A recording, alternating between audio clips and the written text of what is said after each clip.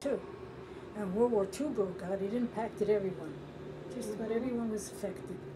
Of course, the draft came into being, and the boys left for the army, and just about every house had a son in the service.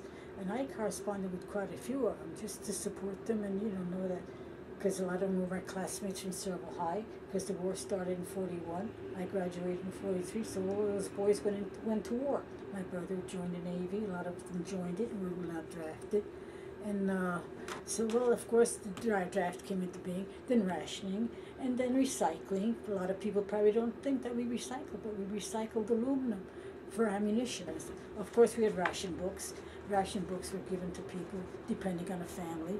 You had sugar was rationed, meat was rationed, gas was rationed for those who had a car. Mm-hmm.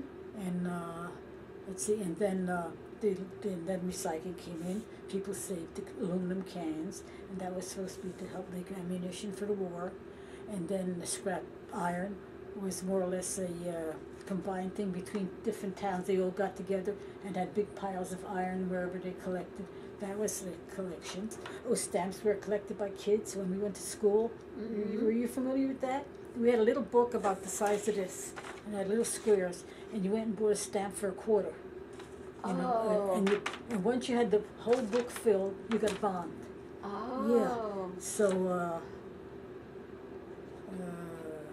the kids did that, and I think what was nice was Mr. Karcher. Speaking about Mr. Karcher, he had that storefront there on Main Street. You know where it is? Mm. He had people bring in pictures of their servicemen, and he had them in a front window on a big poster board, and the children donated them, and I put them in the albums right there. Yep. Yeah. And these were all donated by families. They were proud of their boys, and Mr. Karcher was happy to put it there. I remember Pearl Harbor. It was a shock. Oh my God! Well, we heard everything on the radio, and Roosevelt said, and it was a day in infamy, and then it's a shame that he died before it ended. The war ended May 8th, 1945, I think it was. Yeah, when Roosevelt spoke, it was like God was speaking. That's and then when he died, oh my God! You thought the world came to an end. My father was very patriotic, my God. When he came from Poland, he came here in 1916, and the first thing he did was join the Army, World War I. He was so proud to be here.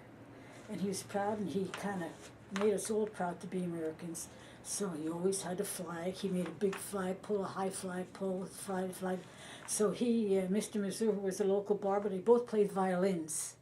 And that night, my father, after leaving the Borough Hall, he would go to behind the barber shop there, and they'd play all kinds of tunes, practice their songs. And you could hear them in the summertime with the window open. You could hear them playing the violins, And they made a promise. My father made a promise that when the war ended, he would march up Main Street playing his violin, even if I have to do it alone. He said.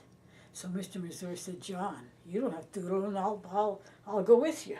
Yeah. So World War II ended March 8th. Truman announced that it was over. My father rushes home from work to get his violin, and then he meets Mr. Missouri, he had his barber shop there where the flower shop is on Sayreville, on Main Street. And they marched up Main Street, and I was standing in the yard, and I thought, that's a little embarrassing, for them to walk two violins. Next thing you know, Mr. Masalewski next door. Did you know Mr. Masalewski? Yeah. He so I said, "John, what are you doing?" He just he grabbed the American flag from his yard, which he always had there, and joined them. That's how he came to be the third person in the group. There it is. There they are. And other people are behind them. Well, that's what happened. So they marched up Main Street. They went all the way down to the bridge, and when they came back, there were a whole big pile of people behind them. So they went to the Borough Hall. And they continued playing. Mr. Masalewski raised his flag, and my father with his fiddle, and so Mr. Missouri, they all played, and people were singing. So that was a very memorable thing. So a promise that was made, then was carried out when the war ended.